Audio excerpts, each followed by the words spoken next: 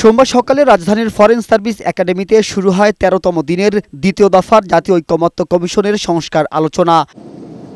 সংলাপে জাতীয় সংসদের নিম্নকক্ষে নারী আসন এবং দ্বিকক্ষ বিশিষ্ট পার্লামেন্টে উচ্চকক্ষ কিভাবে গঠিত হবে সে বিষয়ে ঐকমত্য কমিশনের সাথে দিনব্যাপী আলোচনা হয় রাজনৈতিক দলগুলোর। সংলাপে কার্যকর উচ্চকক্ষ চায় না বিএনপি, এমন অভিযোগ এনসিপির।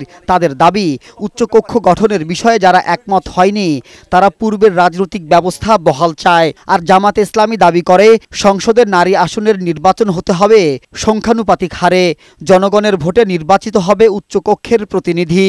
উচ্চকক্ষ কিভাবে গঠিত হবে এই প্রশ্নকে প্রধানতম করে উচ্চকক্ষের প্রয়োজনীয়তার জায়গাগুলোকে নড়েবড়ে করে দেওয়ার একটা প্রচেষ্টা এখানে লক্ষ্য করা গেছে। থার্ড এবং আজকে নতুন করে আরো একটি দল এই পিআরের পক্ষে, পিআর বাই ভোটার্স, এটার পক্ষে মত দিয়েছে। আমরা খুব স্ট্রংলি এটার পক্ষে মত দিয়েছি। সংলাপে বিএনপি জানায় নারী আসনকে ৫০ থেকে ১০০ আসনের প্রস্তাব দিয়েছে তারা। তবে এসব আসনে সরাসরি ভোটের বিপক্ষে দলটি। নারী আসনকে আমরা তার দ্বিগুণে মানে ৫০ থেকে ১০০তে উন্নীত করার জন্য আমাদের দলের পক্ষ থেকে, বিএনপির পক্ষ থেকে প্রস্তাব করা হয়েছে। নির্বাচন প্রক্রিয়া বিদ্যমান যে ব্যবস্থা আছে সেই একই ব্যবস্থায় আমরা মনে করেছি এখনো বহাল থাকা উচিত।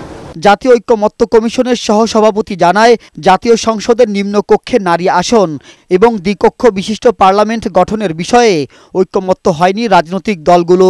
তবে জুলাই মাসের মধ্যে জাতীয় সনদ তৈরির বিষয়ে আশাবাদী তিনি। মোট প্রার্থীর মধ্যে ন্যূনতম 1/3 আসনে নারী প্রার্থিতা নিশ্চিত করার কথা, এটা নিয়ে আলোচনা হয়েছে। এর বাইরেও কিছু কিছু প্রস্তাব এসছে, ফলে আমরা এই জায়গায় একমত হতে পারিনি। আমরা সিদ্ধান্ত নিয়েছি কমিশন এটা পুনর্বিবেচনা করে আজকের আলোচনা, গত কয়েকদিনের আলোচনার পরিপ্রেক্ষিতে আগামীকাল এই আলোচনা অব্যাহত রাখবে। ইসলামী আন্দোলন, সিপিবি, গণসংহতি আন্দোলন সহ 30টি রাজনৈতিক দল অংশ নেয় আজকের এই আলোচনায়। মাবুদ আজমি, বৈশাখী সংবাদ, ঢাকা।